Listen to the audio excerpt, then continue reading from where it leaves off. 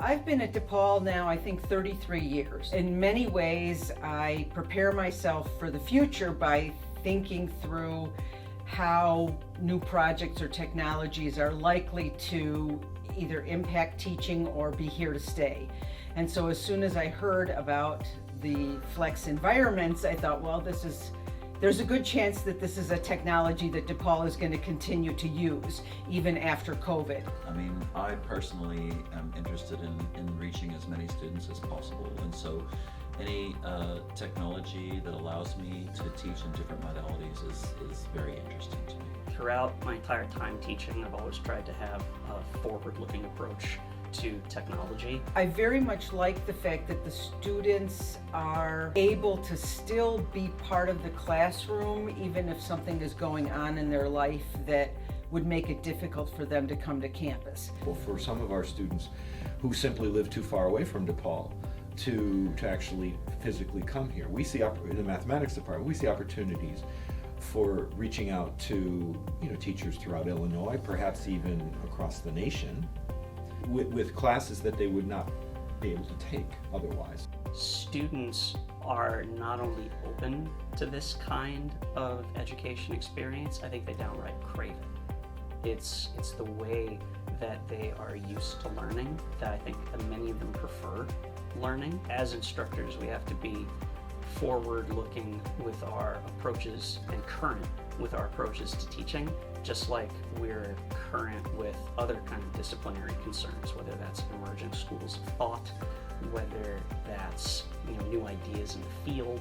I think there's an ethical imperative to be relevant with those kinds of ways of teaching, particularly with the student body that we have. I just like the fact that of all the possibilities, I think that it really breaks the physical walls of a classroom down, and it brings the possibility of bringing in people from all over the world.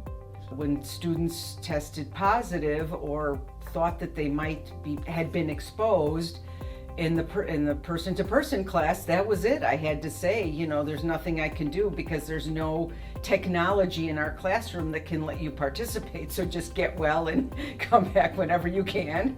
But in the flex classroom, I mean, most students would say, I'm not feeling well, I've been exposed, can I go on Zoom today?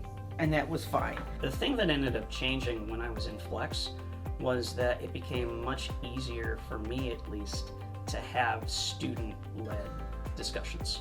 It felt like the population of people who were willing to contribute an idea was much higher. In a regular classroom environment, like a traditional classroom environment, there are always going to be the loudest voices in the room. The flex environment creates space for those students who are quiet but thoughtful to be able to contribute without the barriers of a face-to-face context. I think it offers people more options, and so as I said, there's certainly going to be students. We all know the student who, for whatever reason, is not able to attend a class physically that day. It gives them a second option.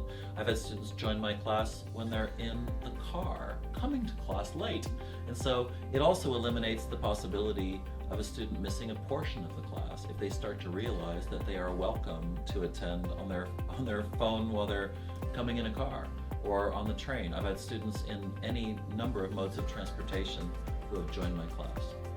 The first thing I would say to an instructor considering teaching in a flex context is it's nothing to be afraid of.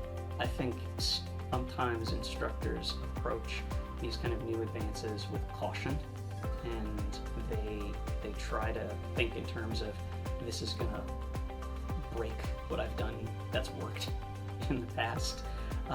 And I don't think that's the case at all.